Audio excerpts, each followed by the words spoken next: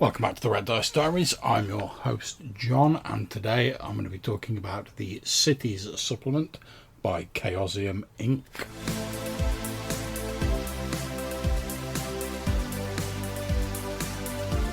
Okay, so you'll have heard me mention this supplement in Friday's episode about the allure of old books. The version I'm looking at is the third edition of it. The original two editions were published by Midkemia Press. Obviously this version is published by Chaosium in 2013. So a fair while ago. Now I can't remember who recommended this to me, let's say probably Jason or one of the other anchorites, but at the time I was musing about running a cities-based campaign, and someone said, well, you should have a look at this supplement.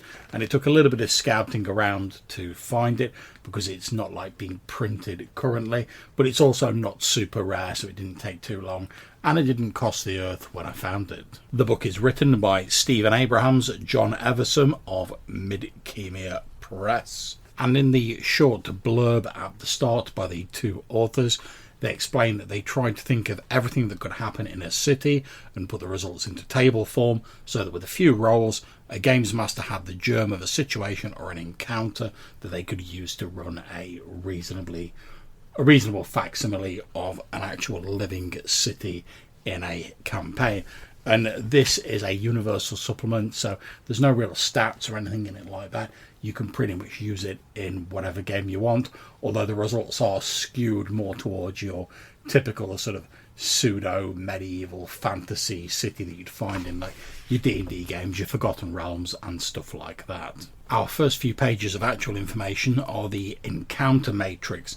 It's a double page spread of tables which covers the gamut of the various different quarters of the city. So Main Street, Lesser Street, there's in the poor quarters, there's main streets and lesser streets in the wealthy quarters, and there's also a few entries for like day, evening and night for towns, so smaller settlements, so that's handy. There's also merchant quarters in cities, main streets, lesser streets, etc. And for each of these different types of streets, you get day, evening and night encounters. And the sort of encounters you tend to get are things like already occurring. You effectively wander into the middle of something. Barbarians, warriors, towns watch, slavers, soldiers. So like I say, the more sort of pseudo-medieval D&D stuff. Magicians, government officials, pilgrims, beggars, thieves, aristocrats, sage coffle, I'm not sure what a coffle is, work gangs, priests, adventurers, townspeople, prostitutes, assassins, major personages, local characters, animals, protesters, circuses, non-humans, god or goddesses. You know, if you go for that high fantasy vein, why not? No encounter, events or special. And then on the pages after that, we get a number of subtables which further break down each of those entries. So on the already occurring table, it basically says that the following scenes are witnessed by the player characters. They may or may not become involved, modify or omit as needed. And I won't go into all of these, but it's a D100 chart, and it covers everything from a fire to wizard duels to police raiding an underworld hangout to player characters witnessing a theft, a cage monster breaking loose, or two drunks fighting.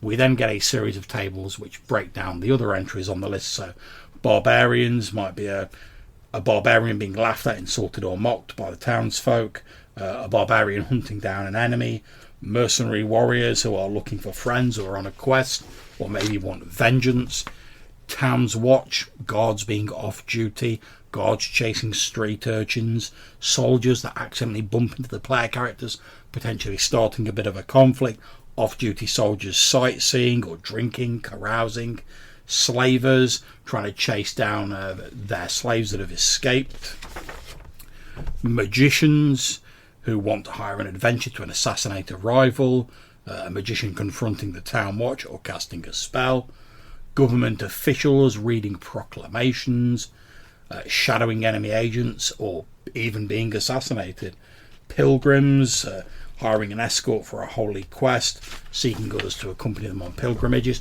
And you get the idea. Each of these tables, they're not always D100, a lot of them are D20, but they break down the the earlier encounters. So with a few rolls, you can sort of add further detail to them.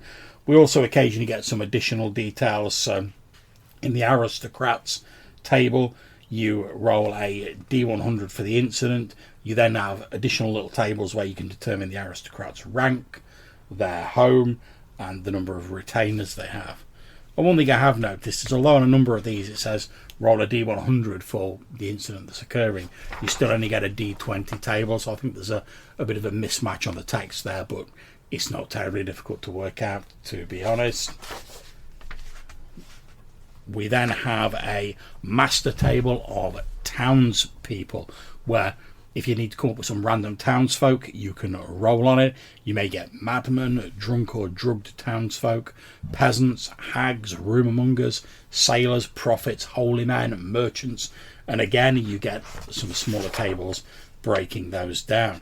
So if you rolled a hag result, if you rolled a 19, a hag would prophesy something about a player character, an important town personage, the town or the kingdom, and there's a 60% chance that might actually come true.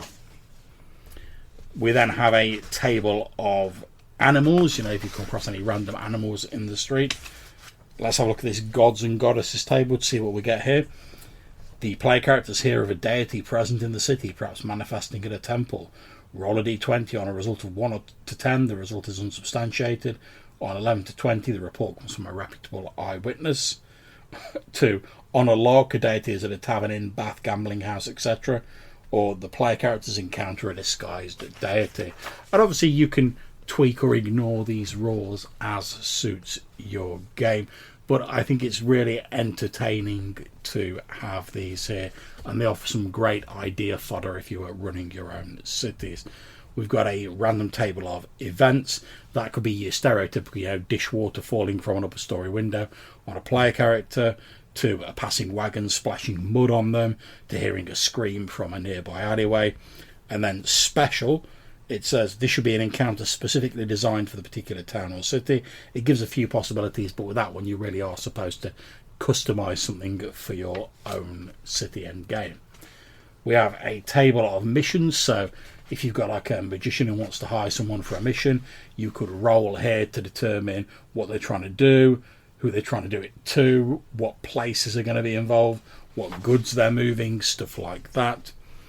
We then get a fairly brief breakdown of lodgings, and it gives 6 quality levels here, ranging from 1 bad all the way up to 6 superb, and you get breakdowns of what they mean in terms of these tables. Likewise, the quality of the food has a similar scale, and then we're given some food and lodging prices in gold pieces. I'm not sure how they stack up against various versions of D&D or whatever, but again, you could take that or leave it as you see fit. We get a number of dice ranges to determine randomly, if you want, the number of customers in a tavern, and we get 4 distinct time slots for that. The morning, 5 a.m. to 10 a.m, day, 10 a.m. to 5 p.m, evening, 5 p.m. to 11 p.m, and night, 11 p.m. to 5 a.m. And we get it broken down by the general location, like poor quarter, lower middle quarter, merchant quarter, upper middle quarter, and wealthy quarter, depending on where the tavern is in the city. We get a table where you can randomly roll to determine what the particular patron that they've bumped into in a tavern is, ranging from townsfolk to warriors, magicians, etc. We get an aristocrat background, an occupational background table where, if you've got a random NPC and you want to give them a bit more flavour, you could roll on this table and go, oh, actually they're a peddler, or they're a scribe or a sculptor, and it's very easy to do. We get a table which helps you determine the amount of street traffic at any time in a city, and a table to do with how many animals are located in a stable and the availability of such services. The next chapter is titled Populating Villages, Towns and Cities, and unsurprisingly it contains tables for populating villages of up to 400 people and for populating larger towns and cities. The village tables tell games masters what can be found in the smallest hamlet to larger villages. As size increases, the chances of taverns, blacksmiths, open markets and other services also increases. We get some general instructions on how to use it. And on my copy here, because it's held together with staples, I can see there's been a fair bit of rust on the staples there at some point in the past, but never mind. Moving on to villages, we get a number of tables that basically allow you to determine how many buildings there are going to be in a settlement, what the frequency of open markets and bazaars are, what sort of contents they're likely to contain, how many craftsmen there would be there, what sort of businesses are represented. And then we move on to a similar sort of subsection for towns and cities. All of these have examples in them.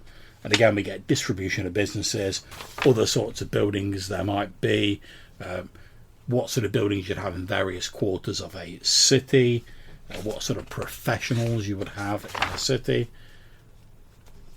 And again, various business types you'd find located. And then we have a chapter called Character Catch-Up. And it tells us that this section is a result of one night's inspiration and several months of playtesting. The need for such tables became apparent in our own fantasy RPG when players had characters which had run with different games masters and were in different time frames and wanted to run those characters together. Normally this isn't a problem, but in some cases several characters had profoundly influenced the events in our campaign and could not be moved back in time. And what this effectively amounts to is a series of random tables where if you're a case of like, oh, actually this one character would need 3 weeks time to catch up to this other character, you can roll on this random table to quickly determine what happened to them over those 3 weeks or whatever. And I don't know how much I'd use that, to be honest, but you know, it's a nice thing. I can see where they came up with it for their game. And then we have a few notes and tables based around befriending people, marriages, military careers and stuff like that. And we have a sort of player character roster, a blank one, as the final page for that player character catch-up form. So what do I actually think of this book? Well, to be honest, I think your use for this book, even if you can get hold of a copy, is going to vary depending on how much you use big cities in your game. It's very much designed for the bigger cities, and yeah, there are some like nods to smaller settlements in here, but it's quite clear even from the name cities that its main purpose is to enable you to run these larger settlements with some degree of verisimilitude and sort of realism in inverted commas in your game. And I think it does well for that. The only thing I would say is that because there's so many nested tables in this supplement, you're probably best, rather than rolling things entirely randomly at the tabletop, is to maybe roll a few things in advance and jot them down on like an index card or in your online notes or whatever you're doing, so that you're not having to roll through 6 different tables and flip through the book during your game. You can just sort of go, all right, okay, I've rolled that they're bumping into a merchant, and you've got like 3 or 4 rolled up, and you can then just like roll them straight out into the game, and you're not going to be wasting time or slowing the game down as you flip through the book looking for all the various tables. Now, because it's a small book, it doesn't really have an index page or even a contents page, to be perfectly honest, which I don't mind forgiving a little bit because it's an older book, and all of the tables pretty much have giant titles on them, so flipping through it's not difficult to spot them. However, I'm not sure I'd want to be doing that at the actual gaming table, so I think I'd probably use it mostly between games to like roll stuff up, and I'm certainly planning on using it to add a bit of extra variety and detail to our main settlement of New Zealand in our Smoke and Snow game. So there we go. That's the supplement Cities by Stephen Abrams and John Everson. 3rd edition, published by Chaosium Inc. 2013. Like I said, I don't think it's currently available, so if you want to get hold of a copy, you might have to do a bit of digging around. But certainly when I looked for it a short while back, it wasn't terribly rare and expensive to find. So I'm sure there's some copies out there. And if you're running big cities or you just want some inspiration for settlements, these tables are pretty useful, and I've certainly enjoyed reading them to see what the authors consider to be essential for a fantasy city in a game. So there we go. I hope you've enjoyed the episode. If you want to get in touch, maybe tell us about how you run cities in your game or what books you found useful, then you can leave us a voicemail message at SpeakPipe or Anchor. There's a link down below. You might be featured in a future episode. Or you can send us an email to rddrpgpodcast@gmail.com. So until we see you again, take care, stay safe, and whatever you're playing, have fun.